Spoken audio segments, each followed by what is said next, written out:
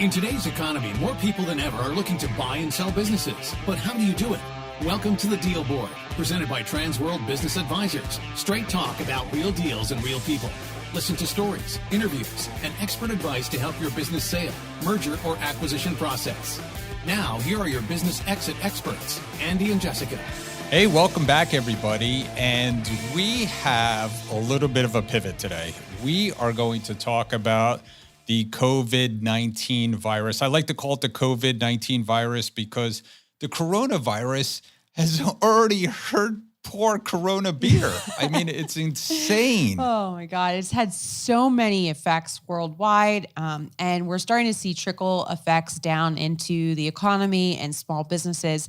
So we wanted to break kind of from our normal scheduled programming that we had and do a podcast just about the COVID virus and what can we expect in the coming months in terms of effects from the virus in the business arena.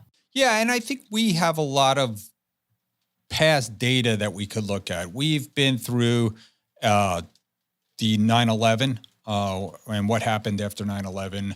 We've been through hurricanes. Other places have been through natural disasters. Of course, we went through the economic downturn of 2009, 10, 11. But I think this one's a little different. Number one, disasters are usually very regional, right? So this one kind of is a worldwide kind of a thing going on. Even though 9/11 was very regional, it certainly had a pall on the economy and the overall mood in the world during that time. So I think this one's a little bit more like that, but this one's going to affect specific industries and have a lot of trickle down and may present opportunities as well. Right. And I think when you look at anything like this, uncertainty in individuals creates uncertainty in markets, right? And there's a lot of uncertainty right now. There's a lot of fear right now. Some of it is legitimate. Like some of it is we do need to make some sacrifices across the globe to make sure that the virus doesn't spread. Some of it is more fear-based of the media kind of overplaying it constantly because it's the new latest and greatest story to have. But it's creating uncertainty. And whenever you have uncertainty in any arena, it's going to affect business markets. So we kind of put a list of topics together of where we think there's going to be trickle-down effects in the business arena, specifically in small to mid-sized businesses like we sell.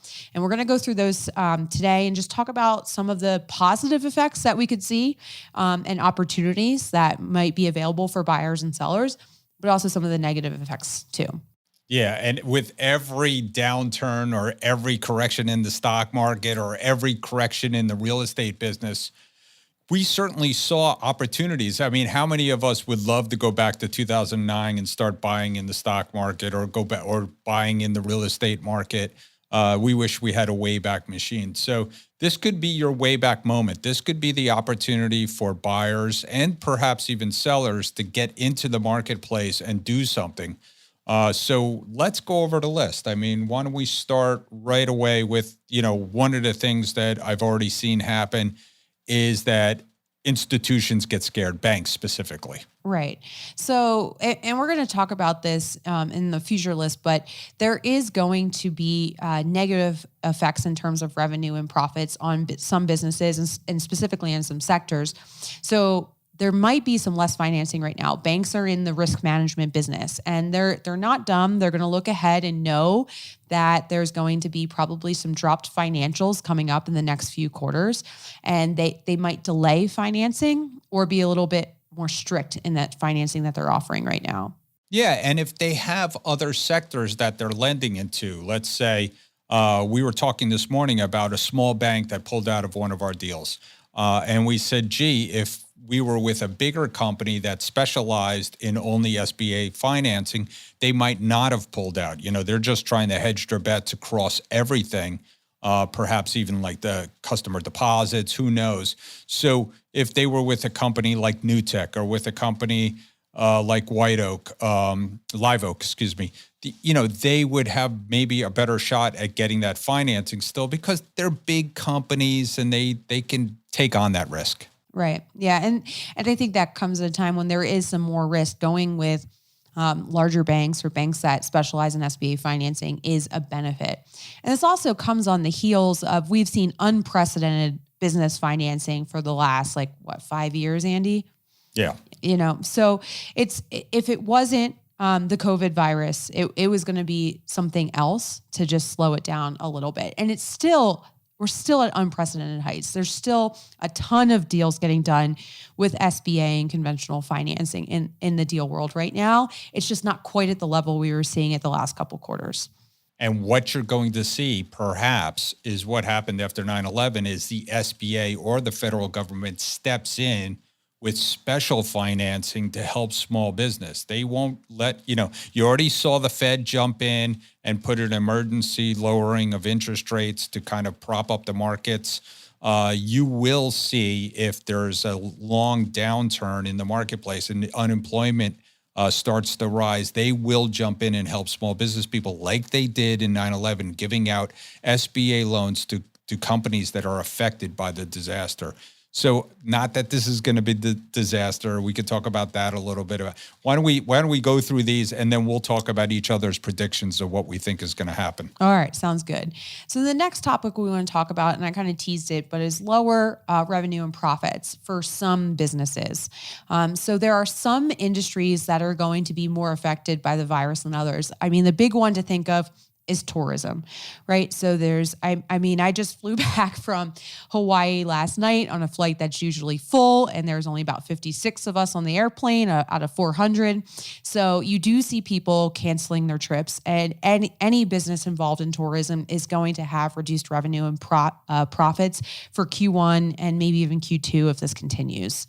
Yeah, and it might be an opportunity to go on a trip. Obviously, we were looking at some of the rates, and some of the rates for the cruise lines and some of the rates for resorts is very low right now, and that might be an opportunity for those who are willing to take that risk. But again, people are panicking now, and it may create opportunities, but with lower profits for businesses, yes, could affect SBA financing moving forward, because the banks don't like to see businesses going down. But again, if everything kind of rebounds after this, which I think it will, we'll talk about that in a little while, they may be able to just kind of write that off. Say, okay, 2020 first quarter, second quarter, slow because of the COVID virus, but maybe, we could just write that off because things are back to normal. So, but that will drive number 3 that we wanted to talk about today. Lower profits immediately kind of translates to lower prices in the marketplace.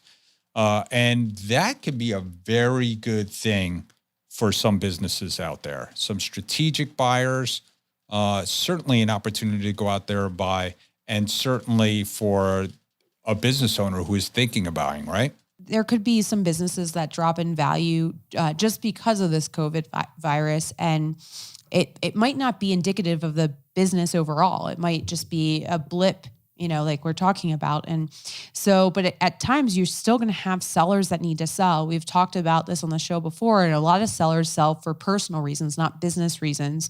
So just because their profits are lower, the COVID virus is out right now, doesn't mean that a seller might not have to relocate or might not be having health issues. They're still going to need to sell.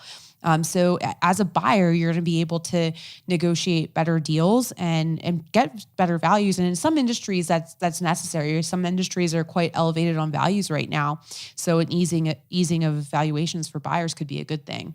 Obviously, if you're a seller, not a good thing, right? But what we've seen in some of these cases is that we always talk about, is there more bad business owners than more bad businesses? And so there's plenty of good businesses that are being run badly, and they might not have the capital to keep a good business going. Even though revenues and profits might be down, it may be very temporary, or it may be able to be saved if someone has good, capital to run those businesses. And so again, another huge opportunity. I look back, and we should have bought a bunch of businesses back in some of the economic downturns. And again, you might want to go out there and look at businesses. But we just talked about how to buy those businesses. What's the next one? More seller financing. So in times like this, we're seeing, like we talked about, financing is getting a bit more challenging, not quite challenging just yet, but a bit more challenging. And valuations, we're expecting them to go down as the lower profit numbers roll in, as the months and quarters close. That's going to mean a greater reliance on seller financing, which is a great opportunity for buyers. Like we've talked about, it's a great way to utilize your cash, get more value out of the cash you're putting down, but also diversify your risk in a transaction. Yeah. I mean, so we over the years have seen in 2010, I think we did 4 SBA loans, and the year before we did 50 in Florida. So you can see the banks pull back very, very quickly. And what we see is, the sellers have to step in and they finance their own deals.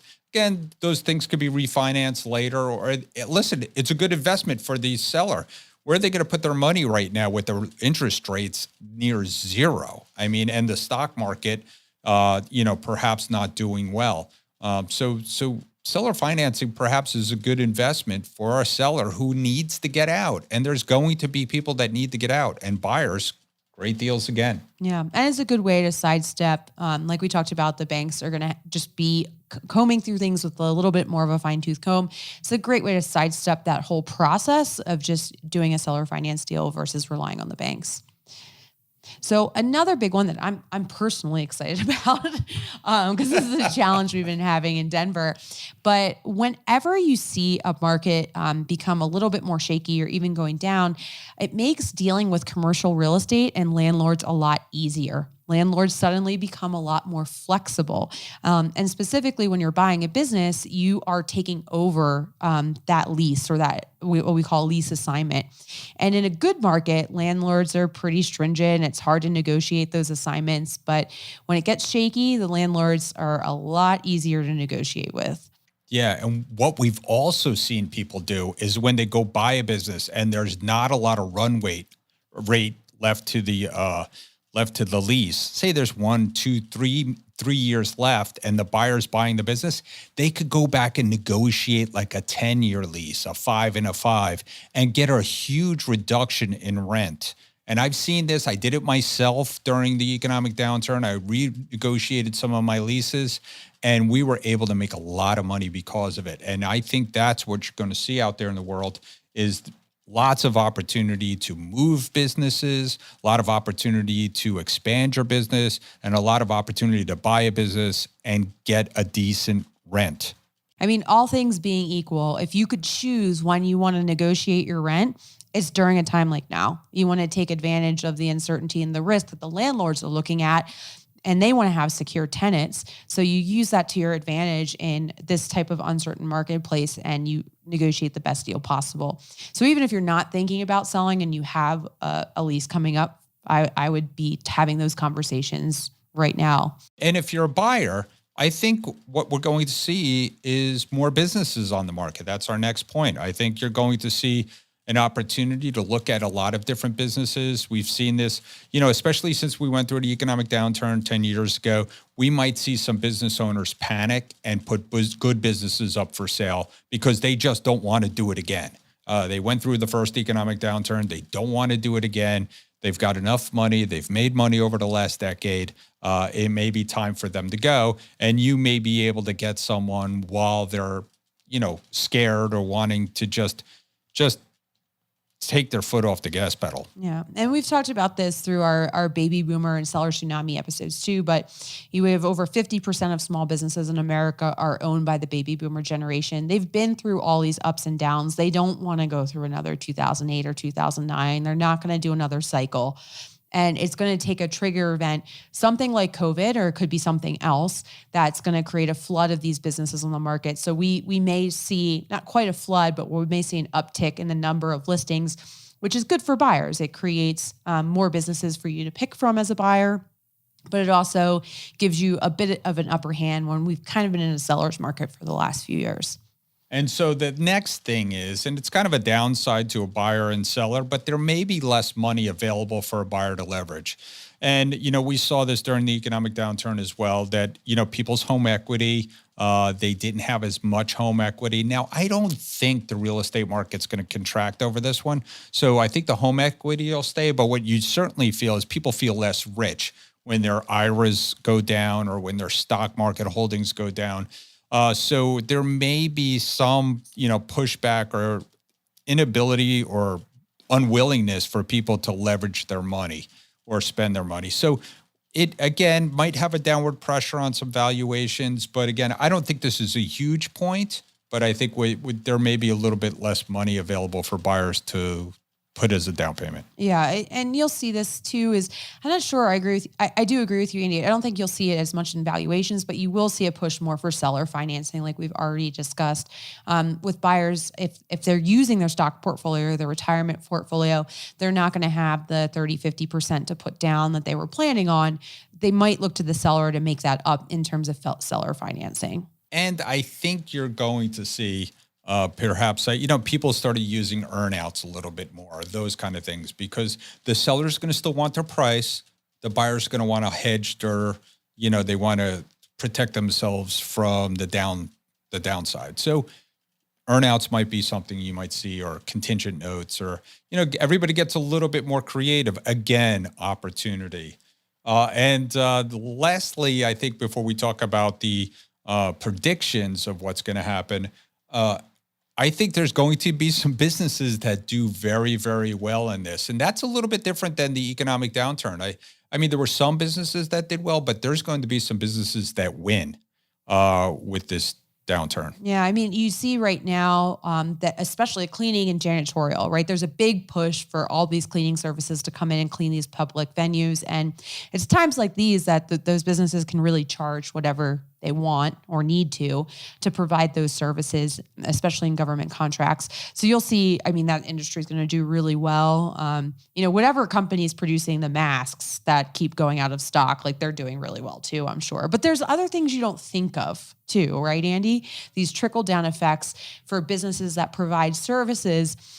Sometimes when people contract with spending or stay more local to their community, yeah, you're going to see, I think, people eating out less, but guess what they're going to do? They're going to order in.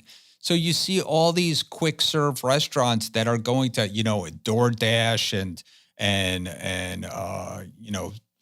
ordering through apps like Uber Eats and all those kind of things. I think they're going to do better. So I think you're going to see pizza do well. Listen, if everybody's going to be miserable, they're going to eat, yeah, and they're going to eat bad things. And they're going, and they're going to drink too, right? Eat and drink. Right. So that's the other thing. Like liquor always does well.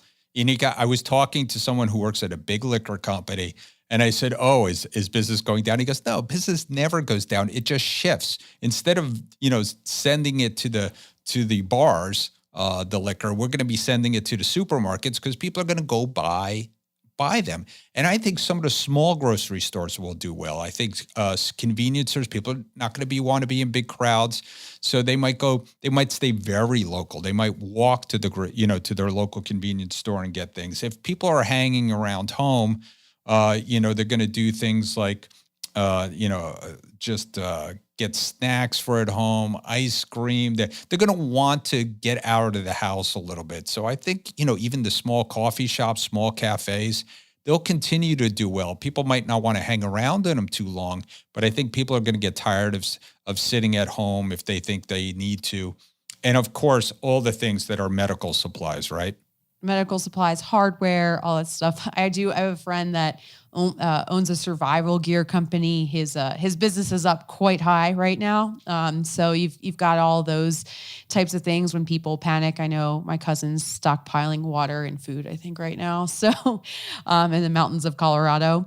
But yeah, there's tons of businesses that are going to do well. And I think as a business owner, this is a different type of business that you run in times like these, but there's so many advantages and opportunities, whether it's playing off of what people are going to need in this kind of hunker down mode, or if it's looking, like you mentioned too, Andy, going after acquisitions for competitors that might not be doing well in this time. That's a really easy and quick way to grow your business, especially if you can get a good deal on it. So time for a little prediction. My prediction for this whole thing is that it will be somewhat short-lived.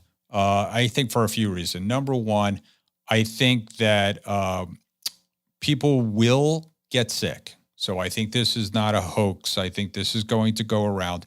But I think 80% of the people are going to have mild symptoms, even if they have it, if they know they have it at all. And everybody will start posting on Facebook, I'm fine, I'm fine, I'm fine. And then people will go about their daily lives. America has a very short attention span for these kind of things. You see in China and Italy, them shutting down for a quarter. I can't see the United States shutting down for a quarter. Yeah, I agree with you. I think we go through things like this, and this one definitely is one of the worst ones, but we've been through Zika and SARS and the swine flu, and it's another step. It's kind of like those, maybe a little bit worse because it's a little bit more unknown. But what's also interesting is if you read a lot of the articles, our medical technology just continues to get better and faster all the time. And I forget how long it took to do the genetic sequencing of SARS, but it was a couple months. I might be mistaken, but we sequenced COVID in 2 weeks. So I think you'll see, and we are seeing the medical community move much faster in searching for treatment and cures of the disease. And I agree with you too. I think most people are going to have very low symptoms, cold type things, and people are only going to want to stay cooped up so long. We also live culturally in a different time. I have a girlfriend that unfortunately always says if the world's going to end and I can't get my nails done, I'd rather go with everybody else. But with the millennial generation and even some of the Gen Xers, if they can't get their food delivery, if they, can't go out and have their experiences, I think that's pretty short lived. And this is, yes, it's a big risk, but it's not a giant risk. We're not seeing an infection rate and a mortality rate that's unprecedented. So yeah, I'm with you on your other side of this. I do believe that the medical community is going to do a better job of handling the people that are at risk. And I think that 3%, 5%, whatever you want to call it, of people that have a mortality due to this virus will come way down over the next few weeks because somebody's going to figure it out. I mean, even as something as horrible as Ebola was, you saw them get together, the medical community, bring those people back to the United States and basically cure them. And I think that will happen. I don't think there will be some people have been telling me that there's going to be a vaccine in 30 days. I don't think that's going to be the case, but I think they're going to be able to figure out how best to make people feel good through this. And I think we'll have a much lower incident of death. And while one death is too many, and certainly we're all concerned about our elderly parents and grandparents and things like that, I think we're going to figure it out pretty quick. And so hopefully all this stuff that I just talked about, maybe a very short window where you can take advantage of it. But it's certainly something to discuss. It could be, if I had to put a bet on it, I'd say 3 to 4 months of, kind of everybody trying to figure this out. Yeah. At most. Yeah, that's where my guess is too. And, hopefully this is similar to other flus where it also peters out as the weather warms up across North America. But we'll see. I think no matter what, we've either given you a great strategy on how to perform as a buyer or seller in an uncertain marketplace. And at best, it's just practice for what eventually is sure to come. But it's always great practice too, as a business owner and entrepreneur, to know how to navigate uncertain times as well as the good times. Exactly. Well, great episode, and thanks for being here. Thanks, guys. Transworld Business Advisors is the world's largest business brokerage and mergers and acquisitions firm with over 500 brokers in nearly 200 offices worldwide. Transworld's team handles thousands of business sales every year. To be connected with a qualified business broker or learn more about the buying and selling process, visit tworld.com/the deal board or call 888-719-9098. Hey, Andy, do you know what time it is? It's time for our deal of the week. Deal of the week. Sold. Hey, welcome back, everybody. And we are talking deal of the week. And I have my dear friend and partner from the UK live here in Fort Lauderdale. So welcome, Henry. Thanks for having me, Andy. So Transworld Business Advisors of the UK and London. So just closed a nice deal. Yeah, so we just closed the deal we've been working on for just over a year. So it was a dentist deal, sold for £3 million, and it made about £500,000 a year. We had a great seller who was looking to sell. He'd been running this practice for just over a decade and wanted to move back home to the Middle East to be with his family. His dad was unwell, and we found a great buyer who, kind of a strategic buyer. She had 5 or 6 practices and was looking to add to her portfolio.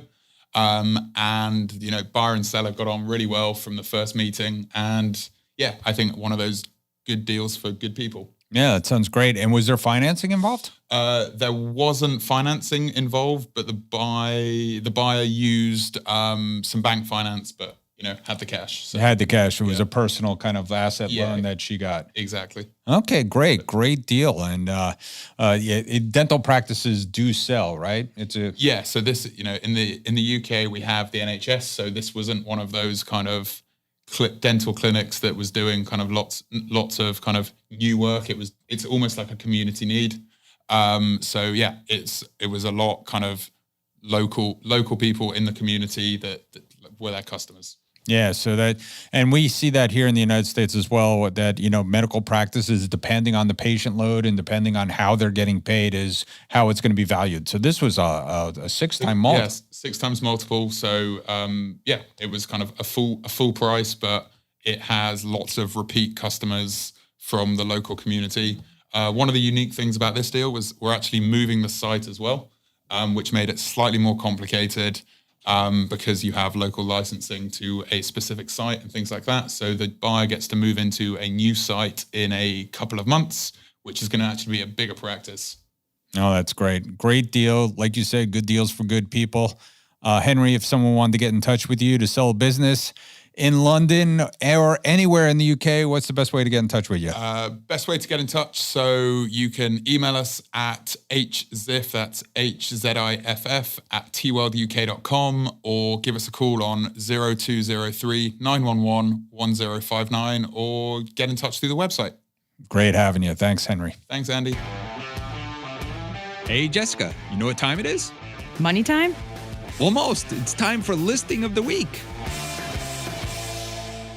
Hey, welcome back, everybody. And it is listing of the week. And I have my partner, Henry Ziff from the UK here, Transworld Business Advisors of London and the UK. And he is here with an interesting deal that probably could be bought almost anywhere, right, Henry? Yeah, absolutely. So this is one of those businesses that we think can be run anywhere in the world. It's actually quite a nice one for this time of year because it's all about personalized handwritten notes and gifting. So what the business does is they have a system, technology that they've created that you can go along and you can you automate and write handwritten notes are created. And you can send them out to all your customers. So it's a great thing to do, during the holiday season, or if you have kind of customers that have bought from you in the past, a great way to kind of stay in touch and thank your customers for being your customers. The business, they have over 300 scribers, so the people that actually do the writing, but the whole process has been automated, and they've had some great clients, kind of blue chip, high value clients already. The business is being marketed at over £1 million, and last year the sales were just under £500,000. But there's great potential for growth in this business, but it can be absolutely relocated and run anywhere. Right. And how much were they asking? So they're asking for offers above £1 million. Right. But these things are potentially negotiable. Yes. So, and I love this business because I talk about it all the time. I mean, getting a handwritten note is so different these days. I mean, how many emails do you get a day? And how many handwritten notes do you get a day? You know, I don't get a handwritten note every day. So it's a powerful tool. Exactly. And I'm sure you've seen, Andy, those businesses where they're handwritten by robots, or we've all seen the kind of car adverts where you have robots painting cars and stuff like that. These are genuinely handwritten notes, but they've developed a great back office system that automates the entire process from me as let's say I want to send 1,000 of my customers a note. I kind of process it through the system. They have checks throughout it as well in order to kind of sign off, making sure every note is personalized and unique and correct when they go out to the customer. And it's a great potentially add-on tool to a marketing agency, or somebody that just wants to get into the kind of gifting and gifting business. All right. Well, it sounds like a great deal for someone. How best to get in touch with you if somebody wants to learn more? Best two ways are probably give us a call on our office line, which is +44 203 911 1059, or drop me an email at hziff@tworlduk.com. That's great. Thanks for coming on today, Henry. I really appreciate it. Brilliant, Andy. Thanks for having me. Thanks for tuning into the show today. If you like the podcast, share it with your friends on social media. And don't forget to subscribe and leave us a review on your favorite podcasting app. If you have questions, would like to appear, or have suggestions for topics for the show, get in contact with us through our website, thedealboardpodcast.com.